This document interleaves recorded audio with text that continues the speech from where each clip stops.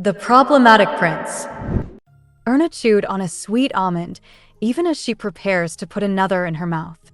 She couldn't take her eyes off Bjorn, sat opposite her, for fear he might melt away like smoke. He leaned back in his chair, in that casual manner he always did, holding a half-filled wine glass. It was too early to drink, but at the festival, most were in some form of drunkenness or another. Bjorn decided not to take issue and join in. They sat under the shade of a baldachin, eating the honeyed almonds Bjorn had bought her. They were nearly all gone and Erna was regretful of that, so she folded the bag over and taped it shut. She couldn't take her eyes off him, studying his platinum blonde hair, narrowed eyes and lips curled into a mirthless smile. They watched the May festival together and strolled along the street, stopping at interesting stalls and purchasing beverages. They were just two ordinary people, enjoying what ordinary people enjoyed, light conversation and festival foods. The festival had always piqued her interest, even though she pretended to act indifferent. Her grandparents never liked the festival. Erna had thought about sneaking out to see it many times when she was growing up. They would tell her of an innocent young girl who had gone to the festival. There she met a handsome young man who was the heir of a viscount in the city. They fell in love and had a passionate relationship. Even though the girl's parents didn't like the young man, they gave their blessings for marriage because she was already pregnant. What would have happened if the girl hadn't snuck off to the festival? Just as the thought came to Erna, Bjorn suddenly moved, raising a hand to get the attention of a waiter. "Yes, how may I help you, sir?" Bjorn lifted his empty wine glass and the waiter filled his glass. "Will you be taking part in the Man of Buford contest?" "I think you would be a great contender," the waiter said, attempting at making polite conversation, spurred on by the excitement of the festival around them. "Man of Buford? Oh, you must not be from here. It's a simple competition, a race, where a man carries his lady on his back to the finish line. The prize is the most sought-after title of the Best Man of Buford." Best Man of Buford. Bjorn thought to himself, so any man can take part, so long as they have a wife? Bjorn asked, looking suddenly very interested in his wife. "Yes, sir, any man that has a wife to sling over their shoulder." "No," Erna said, catching up to the conversation. No, thank you." "Bjorn, we must keep our dignity." Bjorn didn't listen to her and only smirked as he got up from the table to approach her. She knew all too well the meaning behind that devil's grin. "I don't want to, Bjorn. I clearly said no." "Come, my dear, we have a race to win," was all Bjorn said as he took her hand. "Well, this is hardly fair," said a man that stood on the start line next to Bjorn and Erna. His wife was clearly 3 times heavier and twice as old as Erna. It hardly seemed fair to participate in a race whose winner was already clearly defined. A tall man, with a half-mile stride and a wife that was so petite, she almost looked like a little girl. "That's life," Bjorn said with a smirk. He was not the only man unhappy with the lineup. Most of the other competitors looked at Bjorn and Erna with the same dejection. "My wife is also light as a feather," a man called out when she was 12. Some laughed. The man's wife did not. The race was about to start, despite the loud and often gaudy protests of some of the participants. "Let's go, Bjorn." "Now?" Bjorn asked, confused.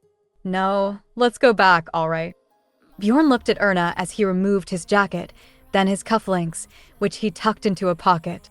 "Why are you being like this? We have the dignity of the royal family to uphold. Nobody knows who we are. There's nothing no worry about." "Bjorn, they give a very big prize, Erna, and the title of Best Man of Buford," he said, with a cheeky grin on his face. "I can't, don't worry. I'm the one that will be running." "Are you kidding, Bjorn? You're going to carry me the whole way?" Instead of answering, Bjorn took immediate and decisive action. In the blink of an eye, Erna was up and over Bjorn's shoulder like a sack of potatoes. "Erna, Dniesters never play to lose, so, my dear wife, you can cooperate or not. We are going to win either way." He was at a slight disadvantage, starting from so far back from the start line, and his wife was thrashing about, making coordination a little difficult, but in his eyes, he was already at the finish line. Bang, the starter gun went off and everyone moved as fast as physically possible. Erna was embarrassed beyond measure and felt the eyes of everyone in the crowd upon her. The absurdity of the situation blinded her to the fact that they had already caught up with the last man and was overtaking most of the other racers. Erna finally stopped screaming when she realized they might actually win. She looked to her front and saw the finish line. Bjorn was quite a strong runner. Her heart began to thunder in her chest as the man right behind them seemed to find a burst of energy from somewhere and was closing the gap fast. "Bjorn, run. Hurry up, Bjorn." Erna was surprised to hear herself say, "They're right behind us. Bjorn, run faster, faster." She didn't want to do this, but she didn't really have much of choice and so became lost in the competition. It might have been a disgrace to the royal family, but maybe winning would soften the blow. "We're almost there. They can't catch us now." As the finish line came ever closer, the man who had found his second wind quickly began to flag. Bjorn raced flat out to the finish line, increasing the ever-growing gap. The crowd roared their excitement at Bjorn's stunning recovery and inevitable victory. In contrast to her earlier cries of protest, Erna was one of voices adding her excitement to the yells of joy. "Kaya, we did.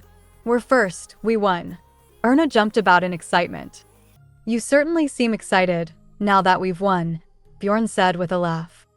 "Dniester don't play games to lose," Erna repeated Bjorn's earlier words. Where had the quiet lady gone?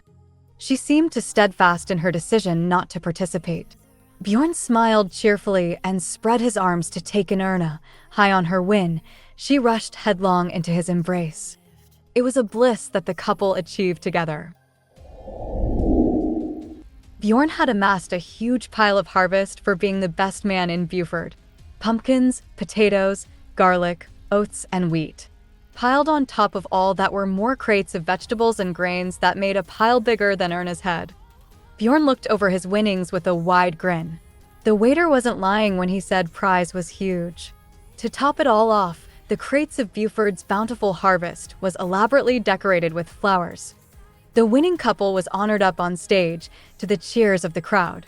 Bjorn was gifted a bottle of wine, while Erna was given a wreath of flowers and a necklace of lilies, Buford's flower of the May festival. "Let's hear it for the prince and princess of the festival," the host called and the crowd cheered. "Hey, Erna, I guess I'm always destined to be the prince," Bjorn said with a laugh. He was the prince of crops, with a crown of flowers and a scepter that was a bottle of wine. He offered his hand to the princess of crops, and the pair made their way through the crowd, who parted like the Red Sea to let them pass. Bjorn looked so absurd that Erna couldn't help but laugh at the sight of it. Her playful cheers played over the crowd, and she waved to them with dignity. It reminded her of her royal visits and parades. "Is it just me, or does that young man look familiar?" Erna heard a middle-aged woman say. "Hey, yeah, he reminds me of the twin prince," a man said.